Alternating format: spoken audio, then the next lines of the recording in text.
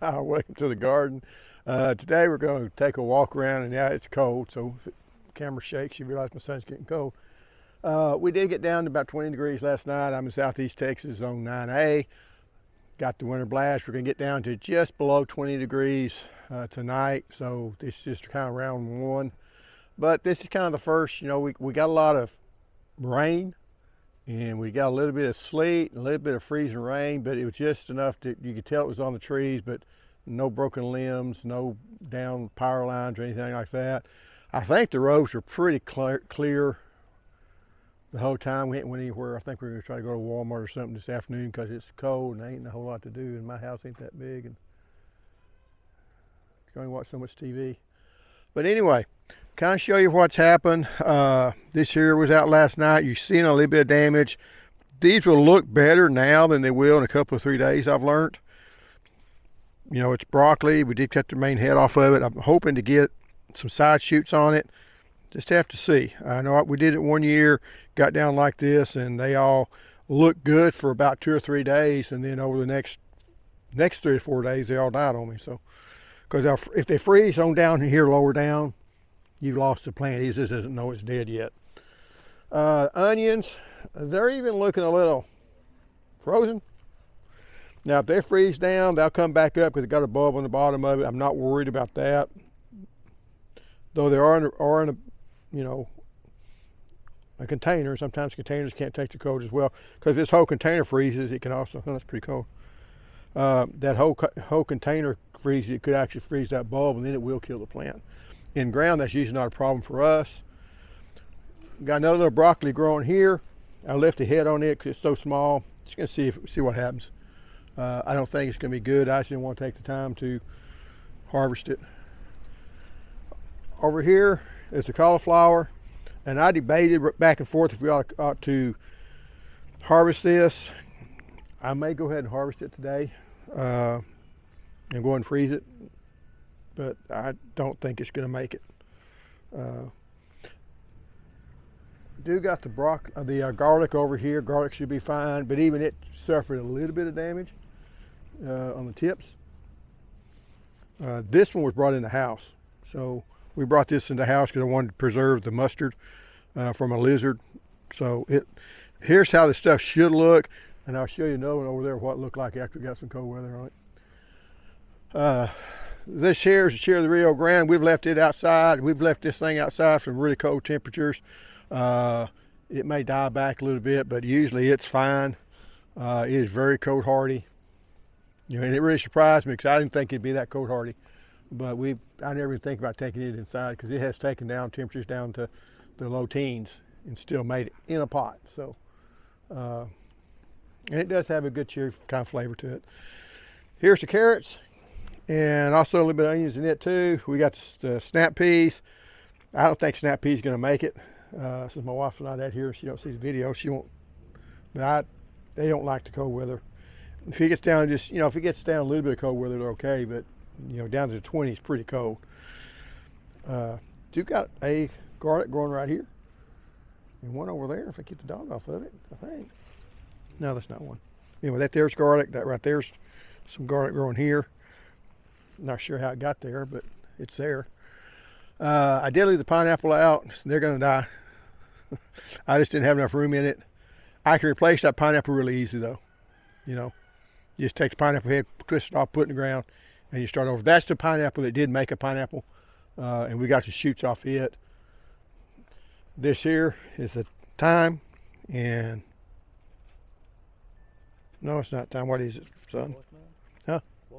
Rosemary. I get those two mixed up. Rosemary can take the cold, so that's not a problem. It's doing fine. I had put this lettuce out here. I had it in last night, and I put it out here so it can grow some. 30. We're right now about 33 degrees. It showed on the internet, and that's warm enough for the lettuce. We left this one out overnight. This is at Tasoy, and it suffered some damage. I mean, it doesn't look bad right now, but when you look at it, see how it kind of wilted? So that's probably all going to wilt off. I think it's going to kill the whole plant. Don't know that yet. We'll find out. I will bring the yellow in again tonight. just to see, experiment. We left this out last night. I have kind of, again, ran out of room on it, so we'll see how it goes.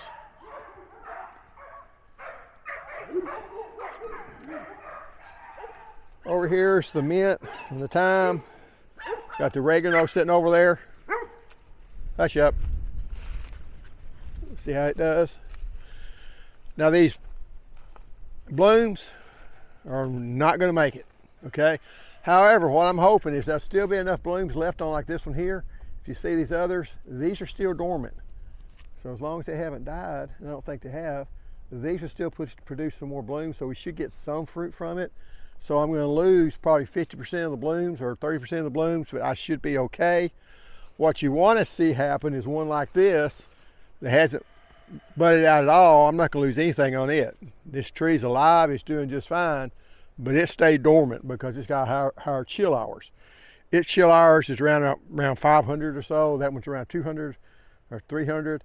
So that one went ahead and bloomed out, and this one didn't. So, and the other ones that bloomed out completely got shoved in the garage. And those things can stay in the garage for about a week because it'll warm up for a day, but I'm not going to pull that thing in and out all the time. So, boys, hush up. Sorry about that. We left this one out, the pomegranate. I think it's going to be okay.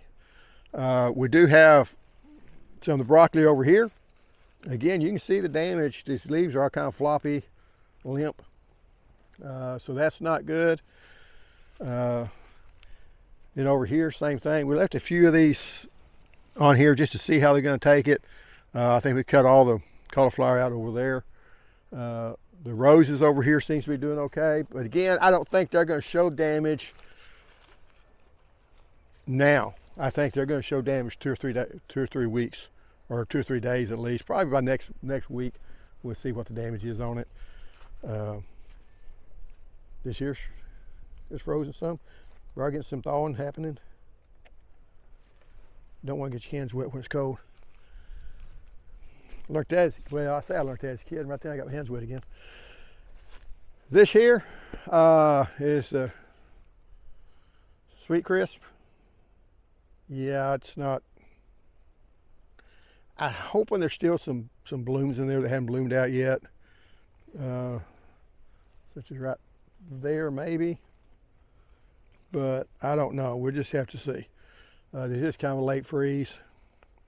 But these 3 right here are Southern High Bush. And that one's a Southern High Bush. Here, it's O'Neill. It didn't put out quite as many blooms. These here are Rabbit Eye. And the good thing about Rabbit Eye is they bloom later. They haven't bloomed out yet, or very few haven't bloomed out. They're going to have plenty of buds still out there to bloom out, to put on fruit. This one is Pink Lemonade. It is a mixture of the two. So it still has some blooms left on it. And it actually likes the colder weather as far as it's a higher chill hour than the other ones. And this is another one of the Rabbit Eye blueberries. So good thing at Rabbit Eye blueberries is they do bloom later, so these late freezes won't hit them. They do also make later, where that's an asset, or where that's good or bad.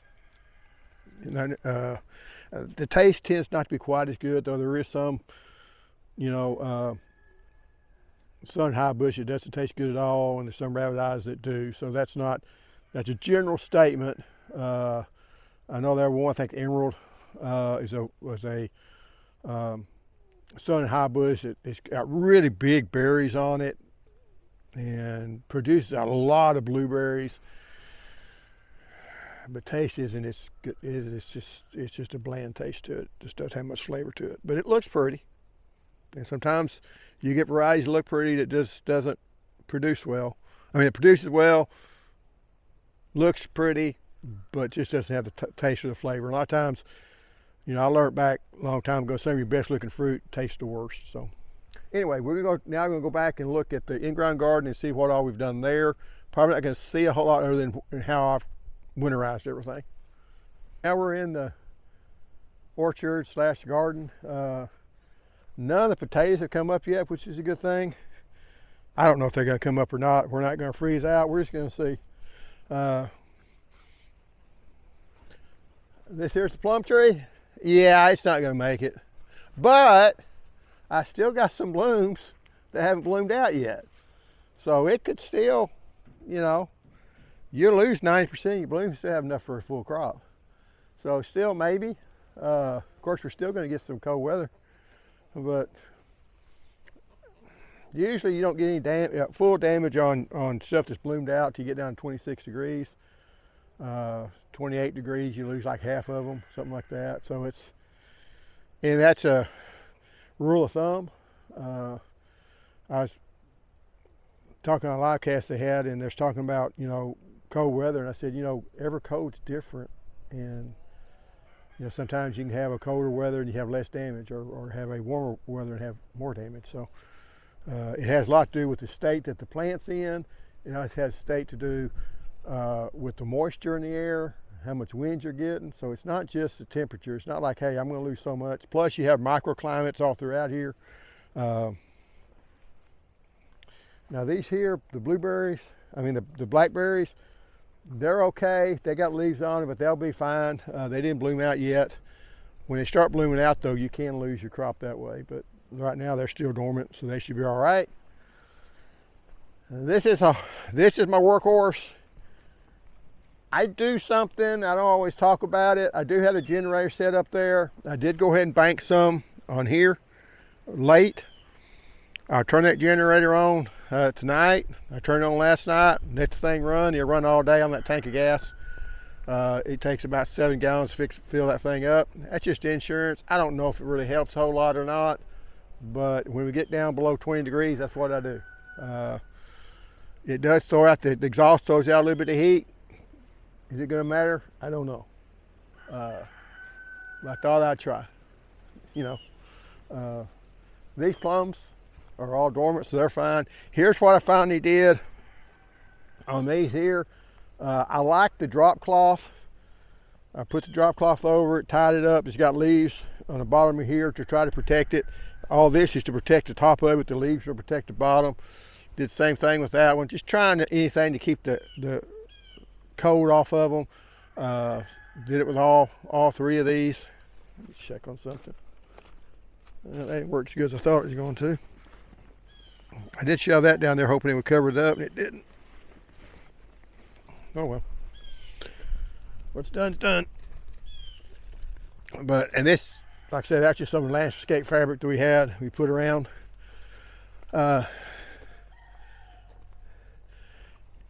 This is what concerns you, is when they start throwing out their leaves, because it's probably put all the fruit it's going to put out.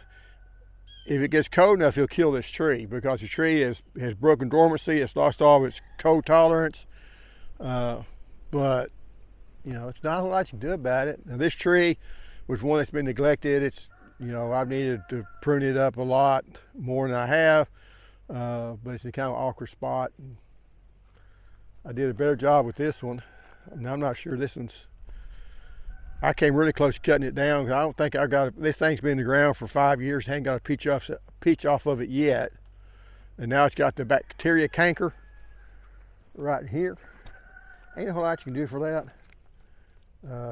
It gets it, and that's what kills our trees in Texas, our stone fruits. You do try to, you know, clean your shears between times and pruning and all that, because you can't spread the disease, but there's not a whole lot. There's one thing that's going to kill the stuff. Now over here is where we covered up our broccoli on this row.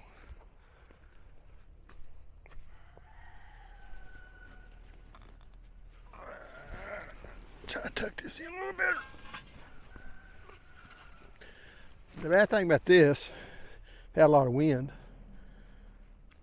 Now what I did, here was the broccoli, and then here's the onions. Now the thing about the onions is the onions are beside the wire, and I hope we didn't damage a whole lot of them, because my boys were doing it. It was cold when we did this, so some of them's probably hit a few of them, but we're gonna see.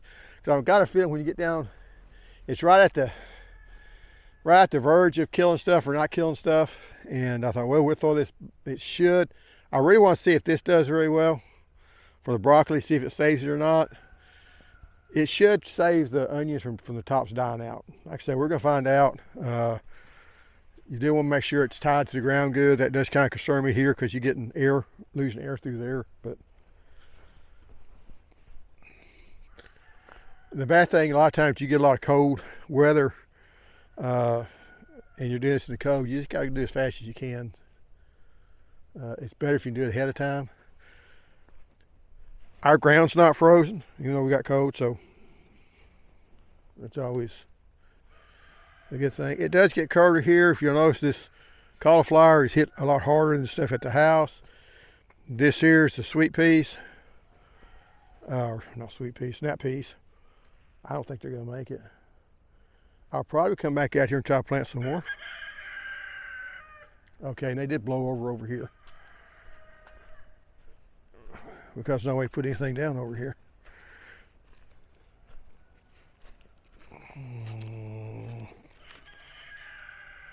Anyway, I'll come back and fix that. But okay, and I guess the other thing I'll show you coming out